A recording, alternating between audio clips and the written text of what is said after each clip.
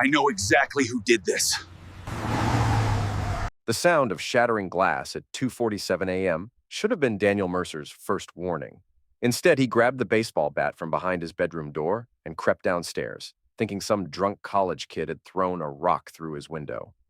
What he found instead was a man in dark clothes rifling through his home office desk, photographing documents with his phone. "Hey!" Daniel shouted, raising the bat. The intruder spun around. Even in the darkness, Daniel could see the man's pale eyes and thin scar along his jaw. They stared at each other for maybe 3 seconds before the stranger bolted toward the broken window, catching his sleeve on the jagged glass. A silver cufflink tore free and clattered onto the hardwood floor. Daniel lunged forward, but the man was already outside, sprinting across the yard toward a waiting black SUV. The engine roared to life before Daniel reached the window, and red taillights disappeared around the corner of Maple Street. "Dad? What happened?" Caleb appeared at the top of the stairs, his 19-year-old frame filling out a University of Michigan t-shirt. He clutched his own baseball bat, bought for intramural softball but never used for anything more dangerous than hitting pop flies. Someone broke in. Daniel picked up the cufflink, noting the initials GH engraved in fancy script. "Call the police." As Caleb dialed 911, Daniel's phone buzzed. A text from an unknown number. "This is just the start. Sell your company." Daniel stared at the message, his mind racing. Mercer Transport had been his life's work, built from a single delivery truck into a mid-sized logistics company with 37 employees and contracts throughout the Midwest. 2 weeks ago, he'd underbid Holt Industries on a major automotive parts contract, winning the deal that would secure his company's future for the next 5 years. Gavin Holt, the owner of the competing firm, had been less than gracious about losing. "Accidents happen in this business, Danny," Holt had said at the industry mixer, his smile cold as January ice. "Especially to people who don't know when they're out of their league." Detective Ron Maddox arrived 20 minutes later, a heavyset man in his 50s with tired eyes and coffee breath. He examined the broken window, took photos of the cufflink, and wrote down Daniel's statement in a small notebook that had seen better days. "You think this was random?" Maddox asked, sliding the cufflink into an evidence bag. "No." Daniel showed him the text message. "I think it's connected to my business. Gavin Holt of Holt Industries made some threats a couple weeks back." Maddox frowned. "What kind of threats?" "Veiled ones. Said accidents happen to people who don't know when they're out of their league." "That's pretty thin, Mr. Mercer. You want to be careful about throwing accusations around without proof." "The cufflink has his initials. GH could be anyone. George Harrison, Gary Henderson, Grant Hughes. Unless you can prove Gavin Holt owns this specific piece of jewelry, it's just speculation." After Maddox left, Daniel sat at his kitchen table while Caleb boarded up the broken window with plywood from the garage. The house felt different now, violated. Every creak and settling sound made him look toward the stairs, expecting another intruder. "You really think Holt did this?" Caleb asked, securing the last screw. "Who else?" "The timing's too convenient." Caleb nodded, but something in his expression suggested doubt. Daniel didn't press it. His son was studying computer engineering at the local community college while living at home to save money. Smart kid, practical, but still young enough to believe the world made sense. The next morning brought new problems. Daniel arrived at his warehouse to find "Thief" spray-painted across the main gate in dripping red letters. The security cameras had been spray-painted black sometime after midnight. His assistant manager, Beth Williams, met him at the front door with a grim expression. "It gets worse, boss." Someone smashed the windshield on truck 17 during the night. Daniel walked through the lot, surveying the damage. The windshield replacement would cost $800, plus the downtime while the truck sat in the shop. Small potatoes compared to his annual revenue, but the message was clear. Nowhere was safe. "Beth, I want you to call Ajax Security. Get quotes on upgrading our camera system and adding overnight guards." "Already did." "They can have someone here tonight for $250 a shift." Daniel nodded, grateful for Beth's efficiency. She'd been with the company for 6 years, ever since her husband died, and left her with 2 kids to raise alone. Reliable, trustworthy, and smart enough to anticipate problems before they became crises. His phone rang as he unlocked his office. Unknown number again. Mercer Transport. Heavy breathing, then a gravelly voice. "You should have taken the hint." "Holt? That you?" The line went dead. Daniel called Detective Maddox, but the conversation went nowhere fast. Anonymous threats aren't enough for an arrest warrant, Maddox explained. You need evidence linking Holt to the break-in or the vandalism. What about voice recognition analysis? On a 10-second phone call? Not going to happen. Look, Mr. Mercer, I understand you're frustrated, but the law requires proof, not suspicion. That evening, Daniel sat on his front porch with a cup of coffee, watching the street. Sophie was at her Wednesday night yoga class, same as every week for the past 3 years. Caleb was upstairs doing homework, or more likely playing online games with his college buddies. The neighborhood was quiet. Tree-lined streets, modest 2-story homes. The kind of place where people knew their neighbors and kids rode bikes without helmets. Daniel had bought the house 15 years ago when Sophie was pregnant with Caleb and full of dreams about Sunday barbecues and Little League games. A black SUV cruised past, windows tinted dark. Daniel set down his coffee and walked to the sidewalk, trying to see the license plate. The vehicle turned the corner before he could make out more than the first 2 letters. JK. Dad? Caleb appeared beside him. What are you looking at? That SUV. I think I saw it yesterday too. They waited, but the vehicle didn't return. Caleb went back inside, but Daniel remained on the porch until Sophie came home at 9:30, her yoga mat slung over her shoulder and her cheeks flushed from exercise. How was class? He asked. Fine, same as always. She kissed his cheek, but it felt perfunctory. You look tense. Still worried about the break-in? Wouldn't you be? Sophie shrugged. It was probably just some pill dependent looking for quick cash. You're making it into something bigger than it is. Daniel wanted to tell her about the threatening text, the phone call, the pattern of maltreatment that was escalating daily. But Sophie had always been the practical one in their marriage, quick to dismiss what she called his paranoid tendencies. Better to handle this himself. Thursday morning brought a new violation. Someone had slashed 2 tires on Daniel's personal vehicle, a Ford F-150 parked in his driveway. A note was tucked under the windshield wiper. Next time, you won't be standing. Daniel called in sick to work and spent the morning at the tire shop, then drove to the police station to file another report. Maddox looked increasingly skeptical as Daniel recounted the latest incident. Mr. Mercer, I have to ask, are you having problems at home? Financial difficulties? Any reason someone might have a personal grudge against you? This is about my business. I told you Gavin Holt is trying to intimidate me into selling. Have you considered that possibility that you might be wrong? That this could be random maltreatment by someone with a different motive? Daniel left the police station feeling more isolated than ever. The law couldn't protect him until after something terrible happened. By then, it might be too late. That afternoon, Caleb met him at the warehouse with news. I did some research on that black SUV, he said, pulling up a website on his laptop. JK license plates in this county are registered to about 40 vehicles, but only 3 are black SUVs. Daniel looked at the list. The third entry made his blood run cold.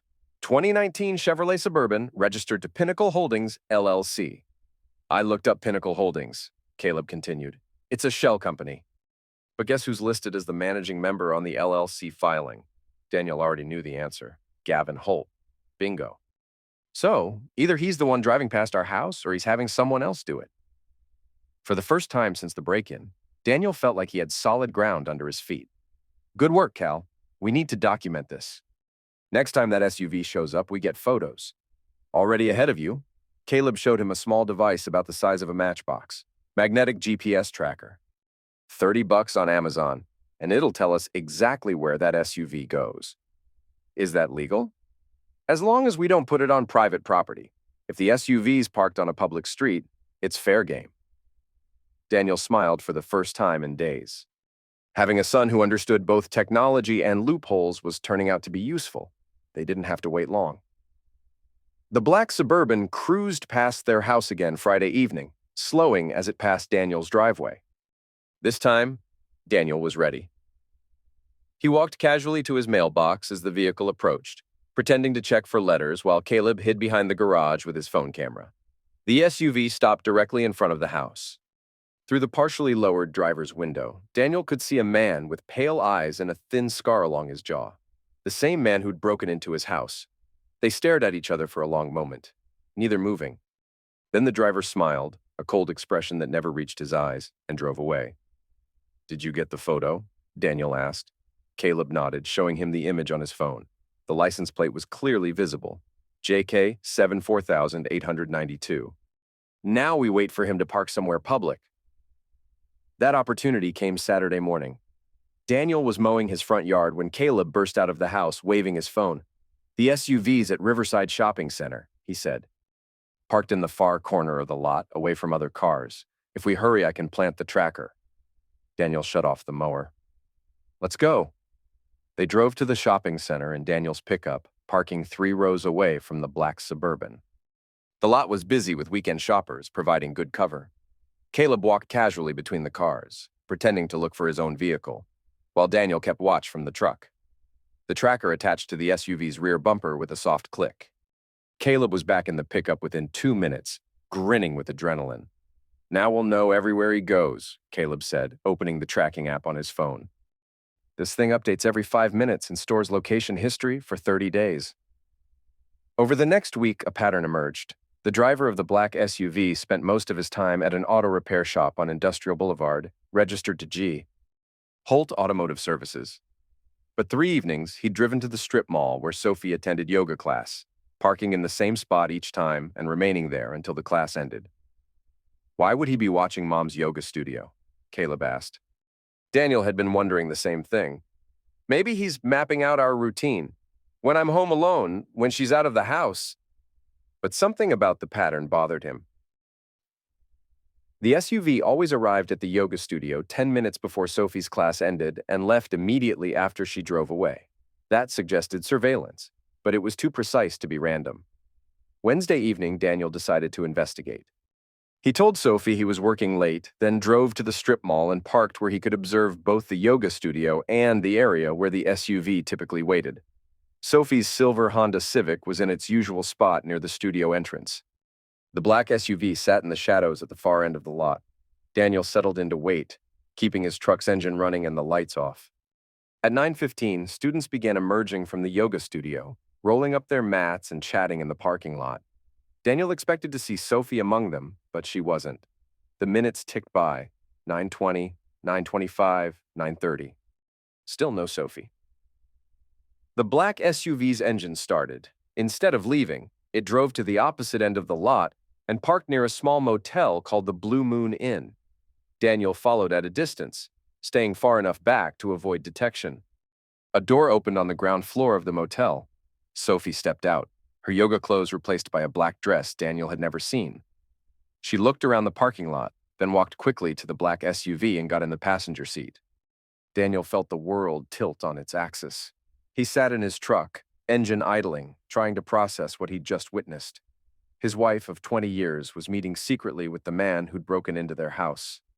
The SUV pulled out of the motel lot and headed east on Highway 94. Daniel followed, maintaining a safe distance, while his mind raced through the implications. Sophie and Holt were working together. The break-in, the threats, the maltreatment, it was all designed to pressure him into selling his company. But why? The SUV stopped at a 24-hour diner on the outskirts of town. Through the large windows, Daniel could see Sophie and her companion sitting in a corner booth, their heads close together in intense conversation. Even from a distance, Daniel recognized the man's pale eyes and scarred jaw. Daniel parked behind a semi-truck and called Caleb. "Dad, I thought you were working late. I need you to bring your camera, the good one with the telephoto lens." "Why? What's going on?" "I'll explain when you get here." "Mel's Diner on Highway 94, east of town. Park behind the truck stop and walk over to my location."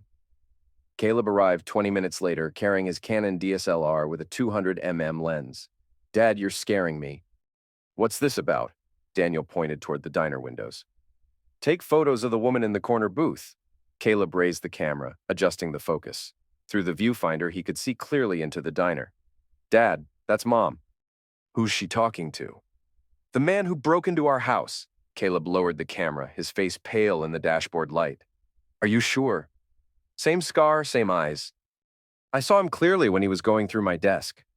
"But why would Mom be meeting with him?" Daniel had been asking himself the same question. The obvious answer was the one he least wanted to accept. Sophie was involved in the plan to force him to sell his company. But that raised even more questions. Why would she want him to sell? What did she have to gain? "Keep taking photos," he told Caleb. We need documentation. They sat in the truck for another hour, watching Sophie and her companion through the diner windows. The conversation looked heated at times, with both parties gesturing emphatically. Finally, around 11 o'clock, they left separately. Sophie drove home in her Honda while the man returned to the black SUV. Daniel waited 10 minutes, then followed his wife home. She was already in bed when he arrived, pretending to be asleep. He lay beside her in the darkness, listening to her carefully controlled breathing and wondering how long she'd been lying to him. The next morning, Sophie was unusually chatty at breakfast, asking about his work and commenting on the weather with forced enthusiasm. Daniel played along, but every word felt like a performance. "I'm thinking of having lunch with my sister today," Sophie said, buttering her toast. "We haven't talked in weeks." "That sounds nice. Where are you meeting?" "That new place downtown." "Bella's Bistro." Daniel nodded, but he made a mental note to check the GPS tracker. If Sophie was lying about lunch the way she'd lied about yoga, the SUV would tell the story. At noon, Daniel checked the tracking app on his phone. The black SUV was parked at the Blue Moon Inn motel. Again. He drove there himself, parking across the street with a clear view of the motel entrance. At 12:30, Sophie's Honda pulled into the lot. She went directly to room 108 and knocked. The door opened, and she disappeared inside. Daniel sat in his truck, hands gripping the steering wheel until his knuckles turned white. 20 years of marriage, reduced to surveillance and suspicion. He thought about their early days together, when they were both young and broke and convinced they could conquer the world. Sophie had supported his dream of starting a trucking company, working double shifts as a waitress to help fund their first vehicle. When had that changed? When had she started seeing him as an obstacle instead of a partner? His phone buzzed. A text from Sophie. "Lunch with Emily is running long. Don't wait up for me." Daniel stared at the message. Sophie's sister Emily lived in California. They hadn't talked in months. At 2 o'clock, Sophie emerged from the motel room, followed by the scarred man. They stood near her car, talking intensely. The man handed her something, an envelope or small package. Sophie tucked it into her purse, then drove away. Daniel followed her home, arriving a few minutes after she did. She was in the kitchen, washing dishes and humming to herself. "How was lunch with Emily?" he asked. "Great. She's doing well. New job, new apartment." Sophie smiled brightly. "How was your day?" "Quiet. Just paperwork." That evening, Daniel noticed Sophie wearing a new diamond bracelet. The stones were small but clearly genuine, and the setting looked expensive. "That's beautiful," he said, nodding toward her wrist. "When did you get it?" Sophie glanced down as if she'd forgotten she was wearing it. "Oh, this old thing? I've had it for months. Found it in the back of my jewelry box." Daniel had organized that jewelry box himself just last month, helping Sophie sort through tangled necklaces and mismatched earrings. The bracelet hadn't been there.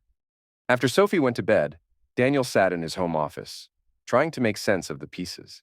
His wife was secretly meeting with the man who'd broken into their house. She was lying about her whereabouts and suddenly had expensive jewelry. The maltreatment campaign against his business had begun shortly after he'd won the big contract from Holt Industries. The picture that emerged was ugly but clear.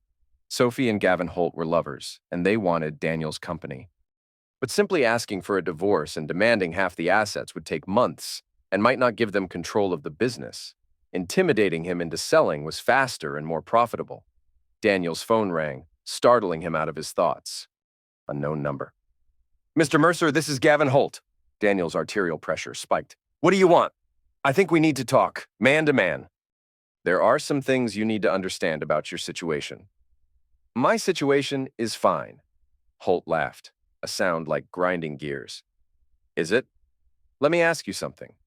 When's the last time you really looked at your wife?" The line went dead. Daniel sat staring at his phone, Holt's words echoing in his mind. "When's the last time you really looked at your wife?" What did that mean?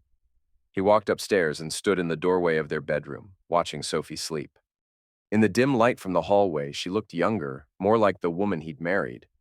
But there were lines around her eyes now, and her mouth was set in a hard line even in sleep. When had she stopped loving him? When had their marriage become a business arrangement she wanted to dissolve?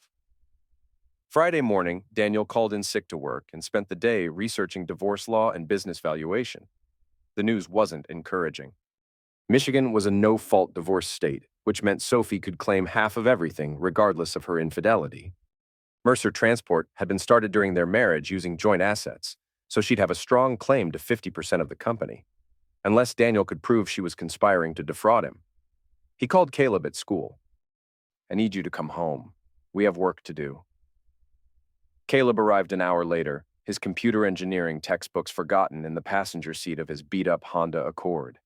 Daniel explained what he'd discovered about Sophie and the motel meetings. "She's cheating on you," Caleb said, his voice flat with anger.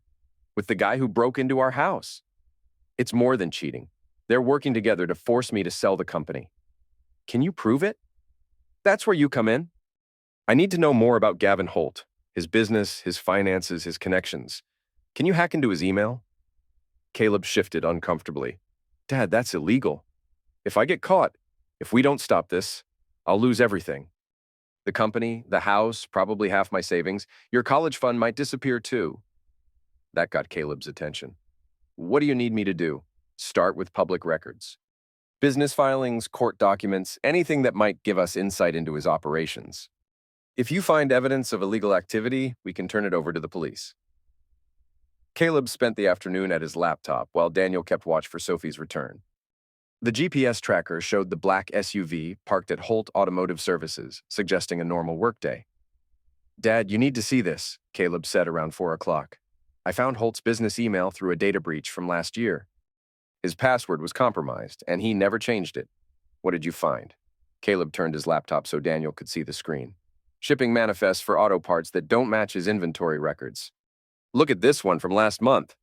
The manifest showed a shipment of catalytic converters from a supplier in Detroit, but the quantity listed was 3 times what Holt had actually received according to his inventory system. "He's either stealing parts or filing false insurance claims," Caleb explained. "Maybe both." Daniel studied the documents. "This is evidence of fraud. We need to get this to Detective Maddox." "We can't. I obtained it illegally." "It would never hold up in court, and I could go to prison." Daniel thought for a moment. What if someone else discovered this information legally?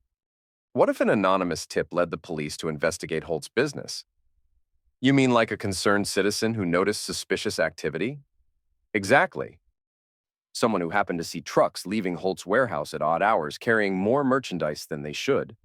Caleb grinned. "I like the way you think." That evening, Daniel called the police tip line from a payphone at a gas station on the other side of town. He disguised his voice and reported suspicious activity at Holt Automotive Services, suggesting the police check the shipping records against the inventory. "Anonymous tips usually don't generate much action," he told Caleb afterward. "But if Maddox finds the same evidence we did, he'll have probable cause for a search warrant." Saturday morning, Daniel was washing his truck when Caleb came running out of the house, waving his phone. "They raided Holt's warehouse," he said breathlessly. "It's all over the local news." Daniel pulled up the news website on his own phone. The headline read, "Local auto parts dealer arrested in theft ring." The article described a police raid that had uncovered stolen merchandise worth over $200,000. Gavin Holt was in jail, charged with receiving stolen property, insurance fraud, and operating an illegal enterprise. Daniel felt a surge of satisfaction, but it was tempered by the knowledge that his wife was still lying to him. The man in the black SUV might be behind bars, but Sophie's betrayal remained unresolved. His phone rang. Sophie's number. "Daniel, something terrible has happened. I just heard on the radio that Gavin Holt was arrested. They're saying he was running some kind of theft ring." Daniel almost smiled at her performance. She sounded genuinely shocked, as if she hadn't been meeting secretly with Holt for weeks. "That's crazy," he said. "I had no idea he was involved in anything like that." The news said police think he was behind a series of break-ins and maltreatment incidents targeting local business owners. "Daniel, what if he was the one who broke into our house?" "Maybe. I guess we'll find out when they investigate." "I'm just glad it's over. I was so worried about you, about our family's safety." After Sophie hung up, Daniel sat in his truck, marveling at her ability to lie so convincingly. Even knowing the truth, he almost believed her concern was genuine. But the game wasn't over yet. Sunday evening, Daniel was reading in his home office when Sophie appeared in the doorway, wearing a silk nightgown he hadn't seen in months. "I've been thinking," she said. perching on the edge of his desk. Maybe we should take a vacation. Just the two of us. We could go somewhere tropical, reconnect. Daniel looked up from his book. What about Caleb? He's 19. He can take care of himself for a week? I can't leave work right now. The Holt situation has everyone spooked. I need to reassure our clients that we're stable. Sophie's expression flickered just for a moment, showing frustration before the mask of loving concern returned. You work too hard, Danny. Life is short. I know. But the business requires constant attention, especially now. Maybe it's time to consider selling. You've built something valuable. Why not cash out and enjoy the rewards? There it was, the real purpose of her seduction attempt. Even with Holt in jail, Sophie was still pushing the same agenda. I'm not ready to retire, Daniel said calmly. Mercer Transport is my legacy, something to pass down to Caleb. Caleb might not want to run a trucking company. He's studying computer engineering. Then, he can sell it when I'm gone. But I'm not selling while I'm alive and healthy. Sophie left the office without another word. Her plan, unsuccessful. Monday morning brought a call from Detective Maddox. Mr. Mercer, I wanted to update you on the Holt case. We found evidence linking him to the break-in at your house. What kind of evidence? The cuff link you found matches a set in his personal effects. Same initials, same manufacturer. We also found photos of your business documents on his phone. Daniel felt vindicated, but he kept his voice neutral. So he was trying to steal trade secrets? Looks that way. We're still investigating his full operation, but I wanted you to know that your instincts were right. This was business-related maltreatment. After Maddox hung up, Daniel sat at his desk thinking about justice and revenge. Holt was facing serious prison time, which felt appropriate given the stress and fear he'd caused. But Sophie was still walking around free, still lying to his face, still pushing him to sell his company. That needed to change. Tuesday evening, Caleb intercepted a message intended for Sophie. He'd been monitoring the family's cell phone account, looking for unusual activity, when he noticed a text from an unknown number. Dad, look at this, he said, showing Daniel his laptop screen. The message read, We need to disappear. Bring cash. Meet me at Storage Plus on Industrial Boulevard, Unit 247. Come alone. That's not Holt's number, Daniel observed. No, but look at this. Caleb pulled up another screen showing recent calls and texts. Someone's been spoofing phone numbers. This message was sent using an app that makes it look like it came from a different number. Who's the real sender? Caleb ran a trace on the message. The actual number belongs to a burner phone, but the spoofed number... He paused, checking his data. The spoofed number is registered to Gavin Holt. Daniel smiled. So someone wants Sophie to think Holt sent this message. But Holt's in jail. He couldn't have sent it. Unless he has a partner we don't know about, or unless someone else is playing the same game we are. They sat in silence for a moment, considering the possibilities. What if we let Sophie receive this message? Daniel asked. See what happens when she goes to meet someone who isn't there. That's risky, Dad. What if it's a trap? What if someone really is trying to hurt her?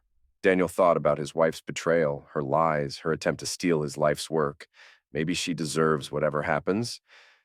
Dad, you're right. I can't let her walk into danger, even if she has been lying to me. Daniel made a decision. But I can follow her and see what she does when nobody shows up. Wednesday evening, Daniel waited in his truck outside Storage Plus while Sophie drove through the facility looking for Unit 247. The storage facility was well lit, but mostly empty, with security cameras covering all the main access roads. Sophie parked in front of a blue metal door marked 247 inches and sat in her car for 10 minutes, clearly waiting for someone. When nobody appeared, she got out and tried the handle. The door was locked. Daniel watched from a distance as his wife pulled out her phone and made a call. Even from 50 yards away, he could see her growing agitation as she spoke to whoever answered.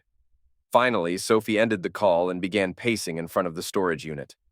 She pulled a large envelope from her purse, the same envelope Daniel had seen the motel contact give her, and checked its contents.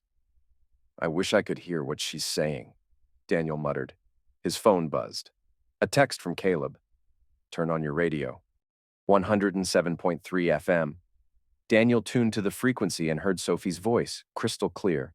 Where are you? She was saying. I've been waiting for 20 minutes. A pause, then. What do you mean you're not coming? We had a plan. Gavin's arrest changed everything. Another pause. Sophie's voice rose in frustration. I already transferred the money like you asked. $50,000 from the business account Daniel doesn't monitor.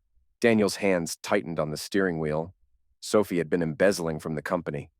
I don't care if it's too risky now, Sophie continued. I can't go back to pretending everything is normal. He's starting to suspect something. A longer pause, then Sophie's voice turned cold. Fine, but this isn't over. I have too much invested in this plan to walk away now. She ended the call and stood in the empty parking lot, looking around as if she expected someone to emerge from the shadows. When nothing happened, she got back in her car and drove away. Daniel waited until her taillights disappeared, then called Caleb. Did you get all that? Every word. I set up a radio transmitter in her car this afternoon while she was at the grocery store.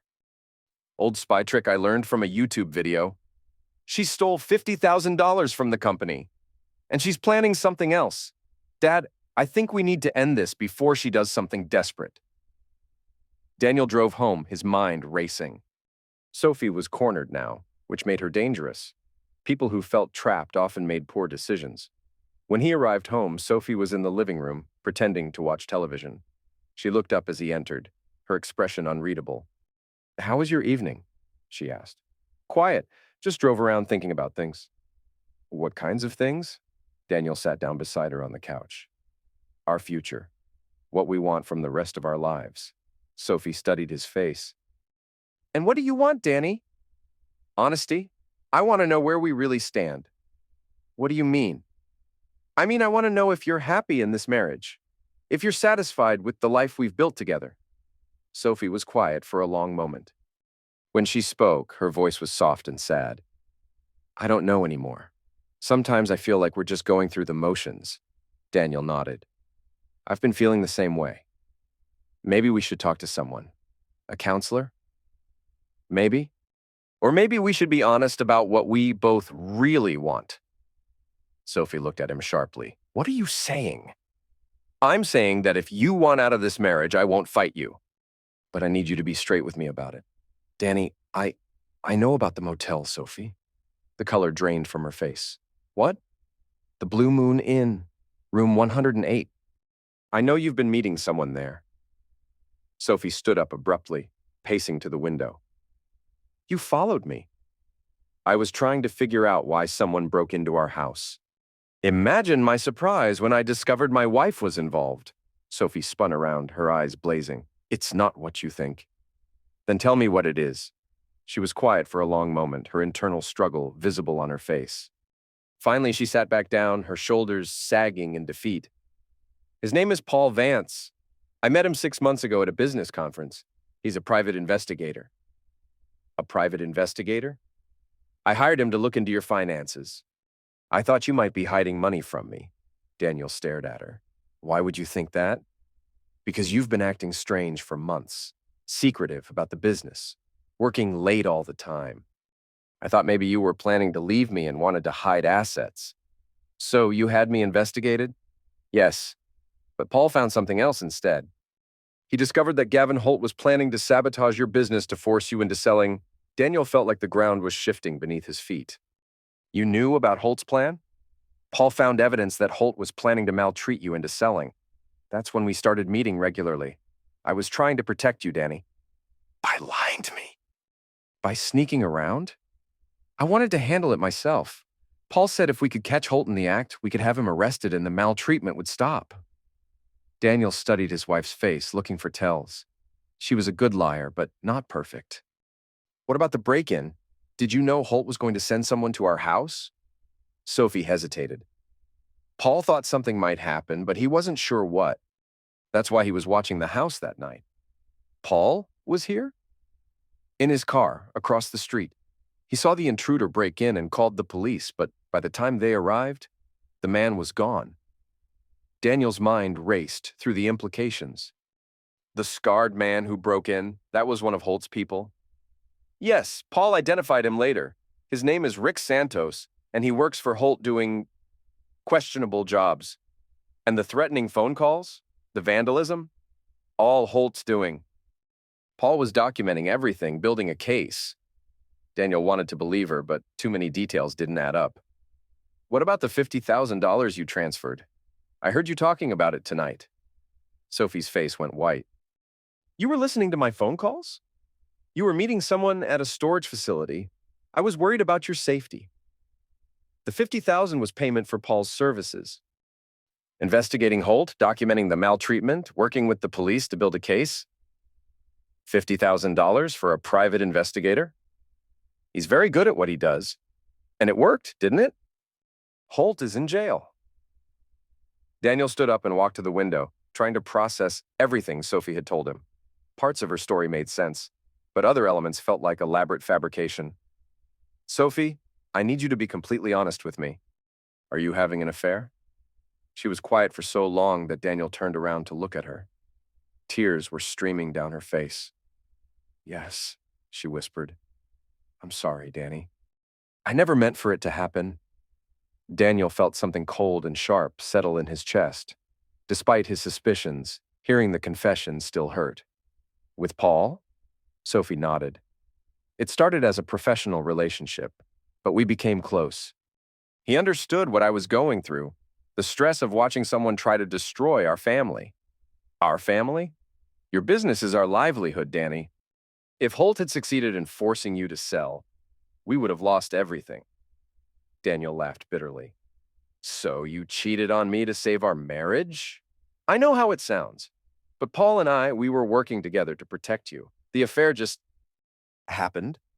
And now, what happens now that Holt is in jail? Sophie wiped her eyes. I don't know. Paul thinks we should disappear for a while. He's worried that Holt might have partners who could come after us. Daniel remembered the conversation he'd overheard at the storage facility. Is that what tonight was about? An escape plan? Paul wanted to give me cash and new identification documents, a way to disappear if things got dangerous. What about Caleb? What about me? You could come with us. All of us could start over somewhere else. Daniel stared at his wife, trying to reconcile the woman he'd married with the stranger sitting in his living room. Sophie, do you hear yourself? You're talking about abandoning our entire lives based on the word of a man you've known for 6 months. He saved our family, Danny. Without Paul's help, Holt would have destroyed everything. Holt is in jail because someone tipped off the police about his theft ring. That had nothing to do with your private investigator. Sophie looked confused. What theft ring? Auto parts. Catalytic converters.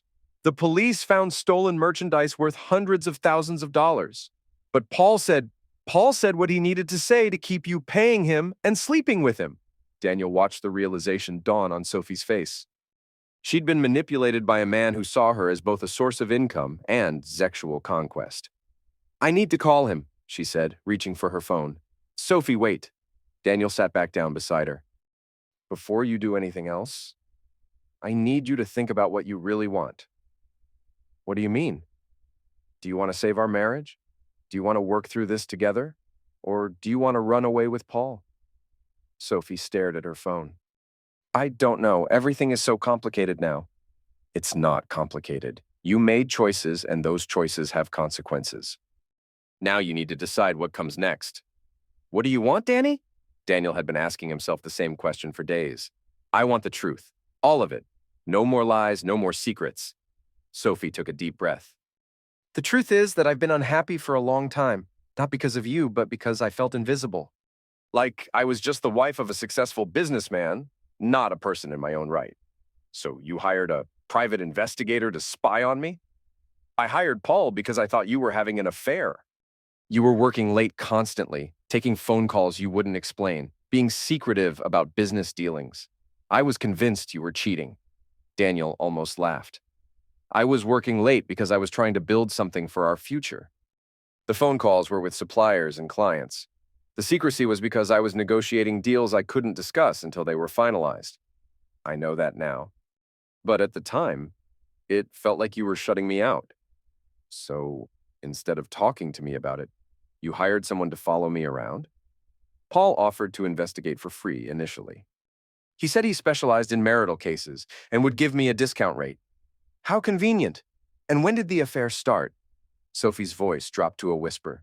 3 weeks after I hired him. He said he was worried about me. That I seem stressed and lonely. Classic hunter behavior. Find a vulnerable woman and offer emotional support. It wasn't like that, Danny. Paul genuinely cared about me. Paul cared about your money and your body. In that order? Sophie flinched, as if she'd been slapped. You don't know him. I know men like him. They prey on unhappy wives with access to money. You're being cruel. I'm being honest, something you might try. They sat in silence for several minutes. Finally, Sophie spoke. What happens now? Now you call Paul and tell him the relationship is over. Then we decide whether our marriage is worth saving. And if I don't want to end things with Paul, Daniel looked at his wife, seeing her clearly for perhaps the first time in years. Then you pack your things and leave. But you don't get half the business, and you don't get to play sufferer. You can't do that. I have rights. You have rights to marital assets, not to assets you helped someone try to steal. Sophie's eyes flashed with anger. I never tried to steal anything from you. You paid Paul $50,000 from a business account without my knowledge or consent. That's embezzlement. That money was for legitimate investigative services. Prove it. Show me Paul's license, his business registration, his professional credentials. Sophie opened her mouth to respond, then closed it again. Daniel could see the wheels turning in her mind as she realized she'd never verified Paul's credentials. He told me he was licensed in 3 states, she said weakly. Sophie, I think you've been the sufferer of a con game. The question is whether you're going to admit it or keep pretending Paul is your knight in shining armor. Daniel's phone buzzed. A text from Caleb. Dad, you need to see this. I did some research on Paul Vance. I'll be right back, Daniel told Sophie. He went upstairs to Caleb's room, where his son was hunched over his laptop, surrounded by empty energy drink cans and textbooks. What did you find?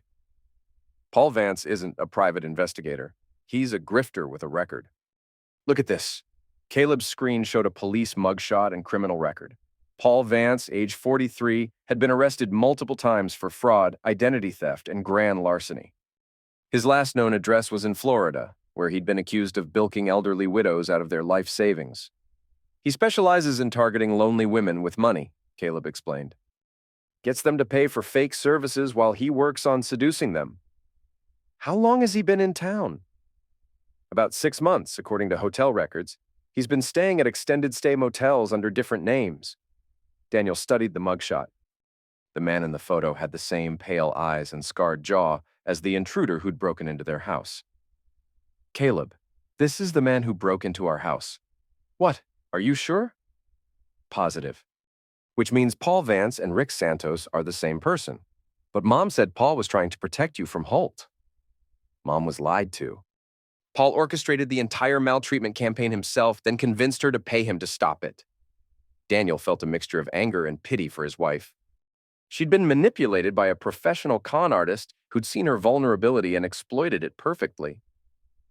What are we going to do? Caleb asked. We're going to call Detective Maddox and let him know that the real mastermind behind the maltreatment campaign is still at large. Daniel went back downstairs to find Sophie pacing in the living room, her phone pressed to her ear. Paul, where are you? She was saying. I need to talk to you. Something's wrong. She looked up as Daniel entered the room. He's not answering. Sophie, I need to show you something. Daniel led her to Caleb's room and showed her the computer screen. Sophie stared at Paul Vance's mugshot, her face cycling through confusion, recognition, and horror. This can't be right, she whispered. I'm sorry, Sophie. You've been conned by a professional. Sophie sank into Caleb's desk chair, her hand over her mouth. He broke into our house. Yes. The threatening phone calls, the vandalism, that was all him? Yes, but why? What did he want? Daniel sat on the edge of Caleb's bed. Money, primarily.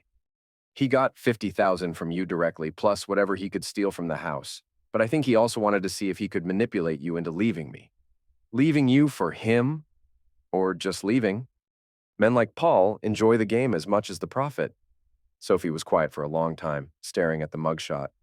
I feel so stupid. You're not stupid. You were lonely and vulnerable, and he took advantage of that. I ruined our marriage for a criminal. Daniel looked at his son, who was pretending to study while obviously listening to every word. Caleb, can you give us some privacy? After Caleb left, Daniel closed the door and sat back down. Sophie, our marriage had problems before Paul came along. His manipulation worked because there were real issues between us. I know. I should have talked to you instead of hiring someone to spy on you. And I should have noticed that you were feeling neglected. We both made mistakes. Sophie wiped her eyes. Can we fix this? Is there a way back from what I've done? Daniel considered the question honestly. I don't know. The lying, the cheating, the theft. That's a lot to forgive. I'll do anything to make it right. First, we need to help the police catch Paul. He's still out there, probably looking for his next sufferer. Sophie nodded. I'll tell them everything I know. Second, you need to get counseling. Individual counseling to figure out why you were vulnerable to his manipulation. Okay. Third, we need couples therapy if we're going to have any chance of rebuilding trust. I'll call someone tomorrow. Daniel stood up. And Sophie, if you ever lie to me again about anything at all, we're done. No second chances, no forgiveness, no working it out. I understand. That night, Daniel lay in bed listening to Sophie cry softly beside him. He felt hollow, drained by the emotional revelations of the evening. His wife had betrayed him, but she'd also been victimized by a man who made his living destroying families. The next morning, Detective Maddox arrived at 8 o'clock to take Sophie's statement. She told him everything, how she'd hired Paul, the affair, the payments, the planned disappearance. Maddox listened without judgment, taking notes and asking clarifying questions. Mrs. Mercer, do you have any idea where Mr. Vance might be now? He was supposed to meet me at a storage facility last night, but he never showed up. I haven't heard from him since. Which storage facility? Sophie gave him the address and unit number. Maddox made another note. We'll check it out. In the meantime, I need you to stay available in case we have more questions. After Maddox left, Daniel went to work while Sophie stayed home, canceling her yoga classes and other activities. She seemed afraid to leave the house, as if Paul might be waiting for her somewhere. That afternoon, Maddox called with an update. We found the storage unit. It was rented under a fake name, but we got surveillance footage of Vance accessing it multiple times over the past month. What was inside? Documents related to your business, photos of your house and family, and about $30,000 in cash. Looks like he was planning to disappear with whatever money he'd collected. Any sign of Vance himself? Not yet, but we've issued a BOLO alert. His photo is being distributed to law enforcement agencies across the region. Daniel thanked Maddox and hung up, feeling a mixture of relief and frustration. Paul was gone, probably already in another state targeting another family. But at least the immediate threat was over. Sophie began individual therapy the following week with Dr. Maria Santos, a psychologist who specialized in trauma and relationship issues. She also found a couples therapist, Dr. Robert Chen, who agreed to see them together once Sophie had made progress in her individual sessions. The first few weeks were difficult. Sophie was dealing with shame and guilt over her affair, while Daniel struggled with anger and feelings of betrayal. They slept in separate bedrooms and spoke only when necessary about practical matters. Caleb served as an unofficial mediator, encouraging both parents to stick with therapy and avoid making permanent decisions while emotions were running high. People make mistakes, he told Daniel one evening. Mom made a big one, but she's trying to fix it. Some mistakes can't be fixed, Cal. Maybe not. But don't you think you should at least try? You guys were happy once. Daniel considered his son's words. They had been happy in the early years. Before the business consumed his attention, and Sophie felt invisible in her own marriage. 6 weeks after Paul's disappearance, Daniel and Sophie had their first couples therapy session. Dr. Chen was a soft-spoken man in his 60s who specialized in helping couples recover from infidelity. Marriage is like a house, he explained during their initial session. When there's structural damage, you have two choices: tear it down or rebuild it stronger. But rebuilding requires both parties to commit to the hard work of construction. I'm willing to do the work, Sophie said. Daniel was less certain. I'm willing to try, but I need to see real change, not just promises. Over the following months, they made slow progress. Sophie learned to recognize the warning signs that had made her vulnerable to Paul's manipulation: loneliness, low self-esteem, and a tendency to seek validation from others. Daniel learned to be more emotionally present and communicative about his work stress. They also implemented practical changes. Sophie got a job at a marketing firm, giving her professional identity outside of their marriage. Daniel hired an assistant manager to handle routine business operations, freeing up time for family activities. The breakthrough came 4 months after Paul's disappearance. Sophie received a call from Detective Maddox. Paul Vance had been arrested in Phoenix, Arizona for running the same con on another family. He'll be extradited to face charges here, Maddox explained, including breaking and entering, fraud, and identity theft. With his record, he's looking at serious prison time. That evening, Sophie and Daniel sat on their back porch, watching Caleb throw a tennis ball for their aging golden retriever. "I keep thinking about the other family," Sophie said. "The ones in Phoenix. I wonder if the wife felt as stupid as I did." "You weren't stupid. You were lonely, and he exploited that." "I should have talked to you instead of hiring a stranger." Daniel nodded. "And I should have noticed that you were struggling." They sat in comfortable silence for a while, watching their son play with the dog. It felt almost normal, like the early days of their marriage when they'd spend hours talking on this same porch. "Daniel, can I ask you something?" "Sure." "Do you think you'll ever trust me again? Really trust me?" Daniel considered the question. "I think trust is like a bone that's been broken. It can heal, but it's never quite the same as it was before." "That's not very encouraging." "Maybe not. But sometimes things that have been broken and healed are stronger than they were originally." 6 months later, Paul Vance was sentenced to 8 years in prison for multiple counts of fraud and identity theft. Sophie testified at his sentencing hearing, describing how his manipulation had nearly destroyed her family. "The defendant is a hunter," she told the judge. "He identifies vulnerable people and systematically destroys their lives for profit. I hope his sentence sends a message that this behavior will not be tolerated." After the hearing, Daniel and Sophie drove home together in comfortable silence. Their marriage wasn't the same as it had been before Paul's manipulation, but it was stronger in some ways. They communicated better, spent more quality time together, and had developed a deeper appreciation for what they'd almost lost. Caleb had started his junior year at the University of Michigan, commuting from home to save money and help with the family business. He planned to graduate with a degree in computer engineering and then work for Mercer Transport, modernizing their logistics systems. "Dad, I've been thinking," he said one evening over dinner. "Maybe what happened with Paul was actually good for our family."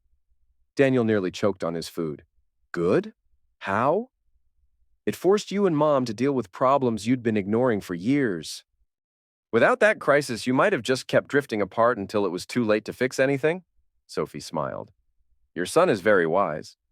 "He gets it from his mother," Daniel replied, earning a laugh from both of them. Later that night, as Daniel locked up the house and turned off the lights, he reflected on the events of the past year. A stranger had broken into his home and tried to steal his life, but in the end, the experience had brought his family closer together. Paul Vance was in prison, Gavin Holt was facing his own legal troubles, and Mercer Transport was more successful than ever. Daniel had learned to balance work and family, Sophie had discovered her own professional identity, and Caleb had proven himself mature beyond his years. The break-in that had started everything turned out to be exactly what their family needed. A wake-up call disguised as a crisis. As Daniel headed upstairs to join Sophie in their shared bedroom, they'd moved back together 3 months earlier. He smiled at the irony. Sometimes the worst thing that could happen to a family was also the best thing. He found Sophie reading in bed, wearing one of his old t-shirts and her reading glasses. She looked up as he entered. "What are you smiling about?" "Just thinking about how strange life is. A year ago, I thought someone was trying to destroy our family. Turns out he was actually trying to save it." Sophie set down her book. "I don't think Paul's motives were quite that noble." "No, but the result was the same. We're stronger now than we were before." Sophie considered this. "Do you really believe that?" Daniel got into bed beside his wife of 21 years and pulled her close. "I believe we're exactly where we're supposed to be." Outside, a car drove slowly past their house, its headlights sweeping across the bedroom windows. Daniel tensed for a moment, old habits dying hard, but the vehicle continued down the street without stopping. Their home was safe. Their family was intact. And Daniel Mercer had learned that sometimes the best revenge against those who try to destroy you is simply refusing to be destroyed. Paul Vance had tried to break up their marriage for profit. Gavin Holt had tried to steal his business through intimidation. Both men were now in prison, while Daniel's company was thriving and his family was stronger than ever. The break-in that wasn't had become the wake-up call that was.